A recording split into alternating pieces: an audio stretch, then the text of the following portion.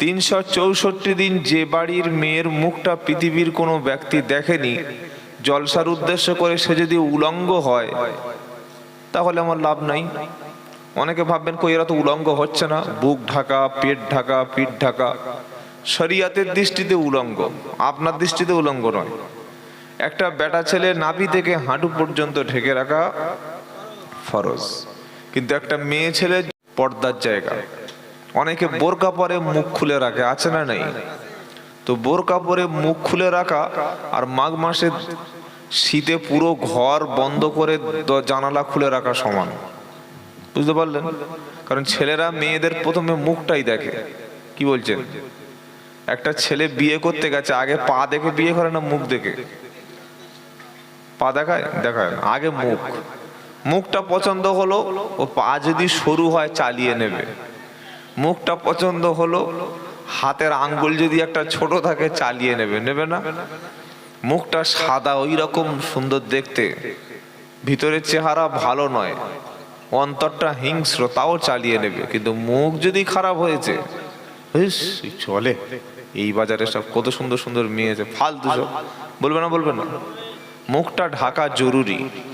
সেজন্য আমরা আমাদের স্ত্রীদের মুখ কখনো পৃথিবীর পুরুষকে দেখাবো না, বলুন ইনশাআল্লাহ। অনেক ব্যক্তি ইদানিং কালে দেখছি, সব শিক্ষিত ছেলেরা ফেসবুকে নিজের বউয়ের ছবি ছেড়ে দিচ্ছে, শেয়ার করছে, দেখেছেন না আপনারা? আস্তাগফিরুল্লাহ। তার মানে এরা বলছে যে বউটা আমার নয়, পুরো পাড়ার, তাই তো? আল্লাহ হেফাজত করুক, বলুন আমিন। প্রিয় ভাইয়েরা, আলোচনা শুরু করি। ঠান্ডার সময় বেশিক্ষণ কথা বাড়াবো না। আপনারা কতটুকু সজাগ আছেন, অ্যাক্টিভ আছেন দেখি একবার তাকবীর দিন। নারাই তাকবীর। ওরে বাবা, সাংঘাতিক জায়গা। ঘন্টা দিয়ে চলবে? হ্যাঁ, এই করে করে তো 12টা বাজছে আমাদের। শোনার কোনো শেষ নাই। মোমেন বান্দা মৃত্যু পর্যন্ত কোরআন শুনতে থাকবে, বলুন সুবহানাল্লাহ। ইলিম চর্চা মৃত্যু পর্যন্ত চলবে। যদি কেউ মনে করে যে আমি ডাক্তার হয়ে গেছি,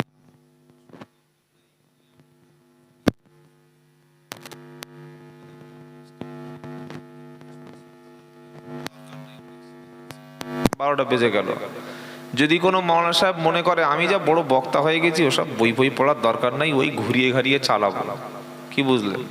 ঘুরিয়ে ঘাড়িয়ে চালাবো, তাহলে তিনি জনগণকে কিছু দিতে পারবেন না, তবে জনগণ থেকে কিছু মাল পকেটে ভরা যাবে। আল্লাহ যেন আমাদের এই রকম খারাপ কাজের হাত থেকে হেফাজত করুক, সকলে জোরে বলুন আমিন। আল্লাহ তাআলা পৃথিবীর মানুষদেরকে ফিরিয়ে নেবেন তার জান্নাতে, এটাই আল্লাহর ওয়াদা, যদি সেই ব্যক্তি জান্নাতের কাজ করে। সুবহানাল্লাহ। জান্নাতের কাজ ইমানদার মুমিন ব্যক্তিদের জন্য সহজ, আর জাহান্নামীর আচরণটা, জাহান্নামী ব্যক্তির কাজকর্ম কাফের বেঈমানদের জন্য সহজ। যে যে পথ ধরবে সেই পথে সে আগাবে। কেউ যদি বাড়ি থেকে ফজরের সকাল 8টার সময় ডাকাতি করবে বলে নিয়ত করে বার হয়, আল্লাহ তার দিয়ে ডাকাতি করিয়ে নেবে। কি বুঝলেন বলেন? কেউ যদি মনে করে আজকে আমি জোহরের নামাজটা মসজিদে পড়বো, তাই হবে। কেউ যদি মনে করে আজকে চুরি করব, সেটাই হবে। যে যেমন উদ্দেশ্য করবে তেমন ফল পাবে, তবে হিসাব একদিন হবে। সেই হিসাব কিন্তু দুনিয়ার হিসাব নয়। দুনিয়ায় হিসাবের জন্য, দুনিয়ায় বিচারের জন্য দুজন সাক্ষী লাগে, লাগে না? আদালতে আসামিকে প্রমাণ করার জন্য 10 বছর, 20 বছর, 20 বছর সময় লাগে, কিন্তু আল্লাহর আদালতে কোনো সাক্ষীর দরকার হয় না। আল্লাহর আদালতে কোনো প্রমাণ লাগবে না।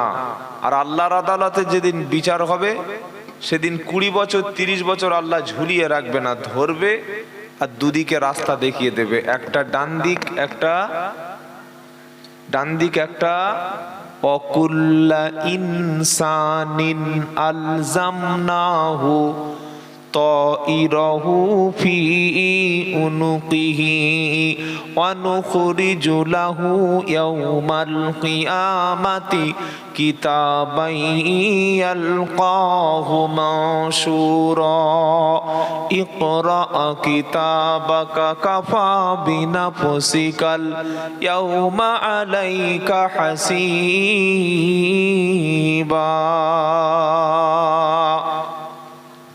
15 পারা দ্বিতীয় পৃষ্ঠা 6 নম্বর লাইনের 12 নম্বর আয়াত, সূরার নাম বানি ইসরাইল।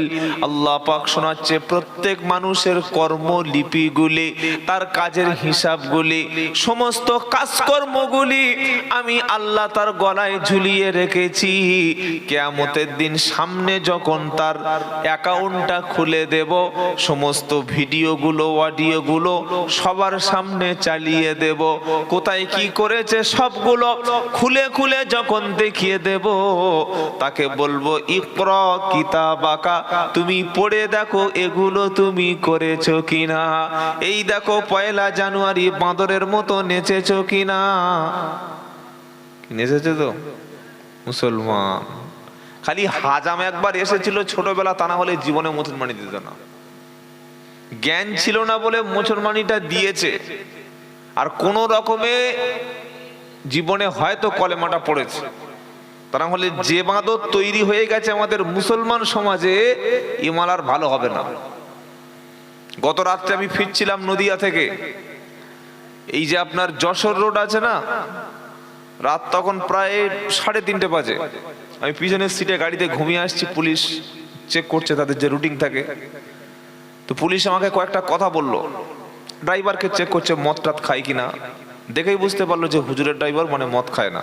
পুলিশ হিন্দু অফিসার আমাকে বলছেন, ভাই আগে আপনাদের মুসলমান সমাজের ছেলেরা এত নেশাখোর, এত খারাপ ছিল না। পুলিশ অফিসার বলছে, বর্তমান আপনাদের এই মুসলমান সমাজের ছেলেরা যেভাবে নেশা করছে, যেভাবে মদ খাচ্ছে, অ্যালকোহল খাচ্ছে, গাঁজা খাচ্ছে, এবং খেয়ে আল্লাহর দোহাই দিয়ে তারা মিথ্যা কথা বলছে। পুলিশ বলছে আমাকে, পুলিশ অফিসার বলছে যে আগে ছেলেরা মদ খেয়ে, আমাদের হিন্দু ছেলেরা মাক্কালি, ভগবানের দিব্যি দিয়ে, কালীর দিব্যি দিয়ে তারা মিথ্যা বলতো। কিন্তু এখন আপনাদের মুসলমানের ছেলেরা আল্লাহর কসম, আল্লাহর কিরে বলে মদ খেয়ে মিথ্যা কথা বলছে। সেটা আমার শুনতে হলো। পুলিশ যখন বলছে তখন মনে হচ্ছে যেন আমার কান দুটো ধরে কেউ কেটে নিচ্ছে। কি বুঝলেন? এটা আমাদের সমাজের এই দুর্দশা। এই দুর্দশা কখনো জলসা দিয়ে রোখা যাবে না। যাবে? ওই মদখোরগুলো তো জলসা আসবে না, ও জানে গেলেই আমার ইনজেকশন দেবে, যাবে না। মদখোরের বউগুলো যতই তাবিজ করুক, জীবনে মদ ছাড়বে না। ছাড়বে? মদের তাবিজ যদি মদখোরের গোলায় ঝোলানো হয়, তাবিজ ছাড়বে? ছাড়বে না। ও জানে তাবিজ তুই কি করবি, আমি 2 বোতল খেয়ে আসবো বেশি করে। বলে তাহলে ভালো বানানোর উপায়টা কি? ভালো বানানোর উপায় হচ্ছে একমাত্র আল্লাহর ভয় তার অন্তরে ঢোকানো। আল্লাহর ভয় কখন তার অন্তরে প্রবেশ করানো সম্ভব? যখন সেই ব্যক্তি ছোটবেলায়, বাচ্চা বয়সে হারাম কোনটা হালাল কোনটা যখন চিনিয়ে দিতে পারবো, যখন আল্লাহর দেওয়া ইলম, কোরআন এবং হাদিসের জ্ঞান, আল্লাহর মহাব্বত, রসুলের মহাব্বত তার দিলের মধ্যে থাকবে, তখন তাকে দিয়ে আর কোনো নেশার বস্তু খাওয়ানো যাবে? যেমন আপনাদের ইমাম সাহেব, উনি কি মদ খায়? নাউজুবিল্লাহ, খায় না। গাঁজা খায় না, বিড়ি সিগারেট খায় না। মুয়াজ্জিন সাহেবও মদ খায় না, মুফতি সাহেব খায় না, হাফেজ সাহেব খায় না। কেন? তার সিনার মধ্যে আল্লাহর ভয় আছে। যতক্ষণ পর্যন্ত আমরা আমাদের সমাজের পরবর্তী ছেলে মেয়েরা যারা আসছে পৃথিবীতে, যারা আসবে, যারা ছোট্ট ছোট্ট বাচ্চা, এদেরকে যদি কোরআন এবং হাদিস আমরা শেখানো থেকে দূরে রাখি, আপনার ঘরের ছেলে মদ খেয়ে আপনার সামনে বোতল ভাঙবে, সেদিন দেখা ছাড়া কিছু করার উপায় থাকবে না।